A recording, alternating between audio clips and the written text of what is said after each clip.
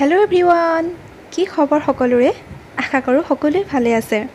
আজিৰ ভিডিঅ'টোত লৈ আহিছোঁ ব্লাউজৰ কাৰণে দৰি কেনেদৰে একেবাৰে সহজতে বনাব পাৰি তাৰ ওপৰতে ভিডিঅ'টো লৈ আহিছোঁ। তাৰ কাৰণে মই এনেকুৱা ধৰণৰ এখন হালধীয়া কাপোৰ লৈ লৈছোঁ। ব্লাউজৰ লগৰ কাপোৰ হয়।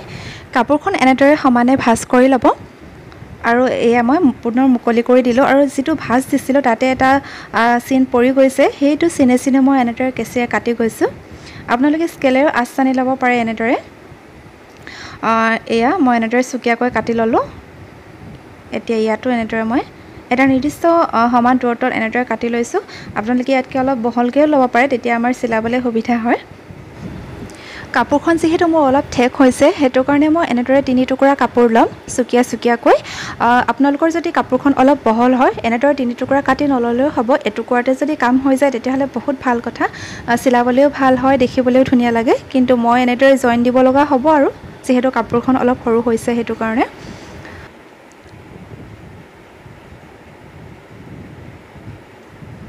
এয়া মই 3ডোখৰ কাপোৰ কাটি হৈ গ'ল। এতিয়া এই গোটেই 3ডোখৰ এনেদৰে মই জইন কৰি দিম। চুকীয়াকৈ আপোনালোকে মিলাই ল'ব এনেদৰে। এটা চাইডে অলপ জোঙা আৰু আনটো চাইডে যিডোখৰ চুটি আছে সেইটো চাইডে এনেদৰে মিলাই কৰি লৈ চিলাই কৰি দিব।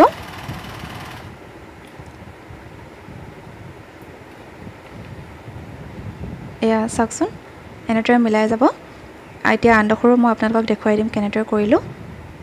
এয়া দেখিছেনে, যিডোখৰ দীঘল আছে সেইডোখৰ আনখনৰ চুটিখনৰ লগত মিলাই এনেদৰে ল'ব, তাৰপিছত চিলাই কৰি দিব।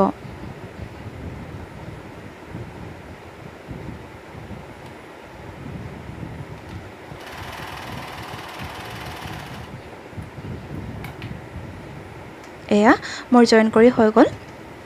এতিয়া মই কেনেদৰে কৰিম আপোনালোকে মন কৰিব। এইখন যিটো উল্টা আছে, আমি উল্টা ছাইডটো এনেদৰে কৰি লৈ মানে চিধা ছাইডটো ভিতৰে থ'ম আৰু উল্টা ছাইডটো বাহিৰৰ ফালে লৈ এনেদৰে সমান কৰি লৈ চিলাই যাব।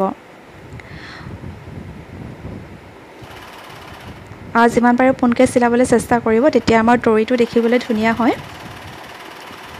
বেছি সৰুকৈ বা ঠেককৈ যদি আপোনালোকে চিলাব বিচাৰে তেতিয়াহ'লে নতুন যিসকল শিকাৰু আছে তেওঁলোকৰ কাৰণে অলপ দিগদাৰ হ'ব পাৰে, কিন্তু অকণমান বহলকৈ চিলাব যদিহে আপুনি নতুনকৈ শিকি আছে। আপোনালোকে দুবাৰমান চিলাই কৰিলেই হাতখন ধুনীয়াকৈ আহি যাব আৰু অলপ ধুনীয়াকৈ ঠেককৈ চিলালেও পাৰিব।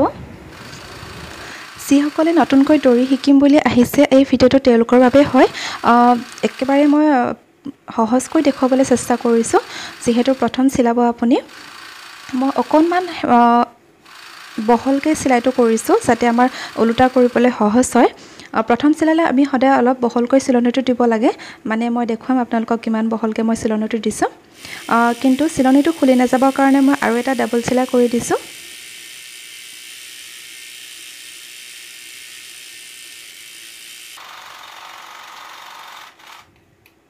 এয়া মোৰ দুটা চিলাই কৰি সম্পূৰ্ণ হৈ গ'ল।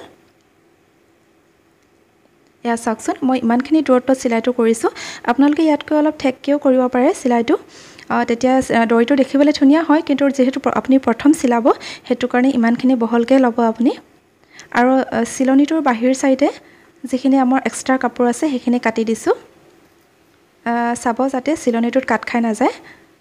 চিলনিটোৰ একেবাৰে ওচৰে কাটিব, কিন্তু চিলাইটো যাতে কাট খাব নালাগে আৰু সেইটোত ধ্যান দিব। এয়া মই সমানকৈ কাটি ল'লোঁ।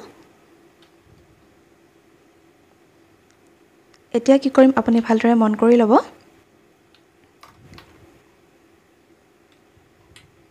এতিয়া আমাক এটা বেজিৰ প্ৰয়োজন হ'ব। আপোনালোকে ডাঙৰ বেজিও ল'ব পাৰে। মই এটা ফুল কৰা বেজি লৈ লৈছোঁ, অলপ শকত হয় বেজিটো। আৰু সূতা এডাল লৈ ল'ব, একে ৰঙৰ সূতা।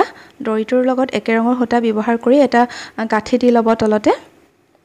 আৰু যিটো চিলনি আছিলে, চিলনিটোৰ কিনাৰতে এটা সৰুকৈ বেজিৰে চিলাই কৰি দিব। এনেদৰে চিলাইটো কৰি দিব। চিলাইটো কৰি দিয়াৰ পিছত আমাৰ চিলনিটোৰ মাজেদি এটা ফুটা আছে, সেইটোৰ চাইডেদি আমাৰ বেজিটো এনেদৰে ভৰাই দিব লাগিব। বেজিটো আপোনালোকে এনেদৰে ওলোটা কৰি ল'ব। চিধা চাইডে যদি আপোনালোকে বেজিটো ভৰাই তেতিয়াহ'লে কাপোৰত খোজ খাই যাব আৰু ওপৰৰ ফালে ওলাবলৈ অলপ দিগদাৰ হ'ব। সেইটো কাৰণে ওলোটা কৰি ল'লে আমাৰ অলপ ইজি হয় আৰু। এনেদৰে বেজিটো ওলোটা কৰি কাপোৰখনত এনেদৰে ভৰাই ভৰাই গৈ থাকিব একেবাৰে ইজি হয় পাৰিব আপোনালোকে যদিহে আপোনালোকে মোৰ ভিডিঅ'টোৰ পৰা অলপ হ'লেও শিকিব পাৰিছে যেন লাগে তেতিয়াহ'লে প্লিজ ছাবস্ক্ৰাইব কৰিব আৰু লগতে কমেণ্ট কৰিব আপুনি শিকিব পাৰিছেনে নাই তেতিয়াহে মই গম পাম আৰু লগতে শ্বেয়াৰো কৰিবচোন যাতে আপোনাৰ লগতে আন 10জনেও শিকিব পাৰে এয়া বেজিটো মোৰ ওপৰ চাইডে ওলাই গ'ল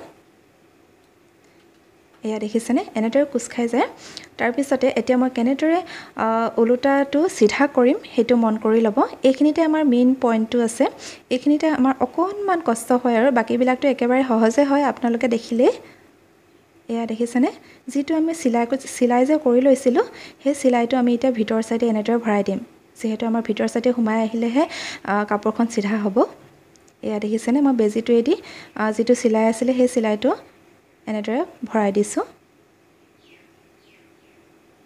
বেজিটো মই যিটো চাইডেদি ভৰাই আনিছিলোঁ সেইটো চাইডেদি গাঁঠিটো ভৰাই দিছোঁ তাৰপিছতে এনেদৰে টানি দিছোঁ এয়া দেখিছেনে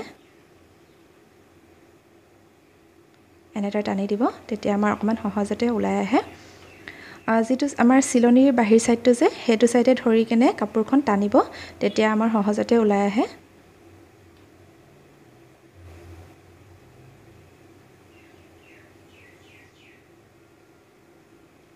এয়া এনেদৰে চিলনিটোৰ বাহিৰ চাইডে হাতখনে ধৰি টানি দিব এনেদৰে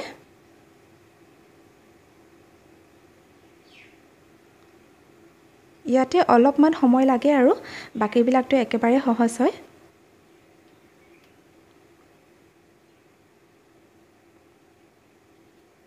এয়া মোৰ প্ৰায় হৈ গৈছে আৰু এয়া দেখিছেনে মোৰ আগটো এফালে তলেদি ওলাই আহিছে আৰু এয়া দেখিছেনে আপোনালোকে যেনেদৰে সুবিধা হয় তেনেদৰে টানিব আৰু এনেদৰে ৰাছীৰ আগটোত থৈও টানিলেও অলপমানকৈ ওলাই আহে এয়া মই এনেদৰে টানিছোঁ এনেদৰে টানিলেও একেবাৰে সহজ হয়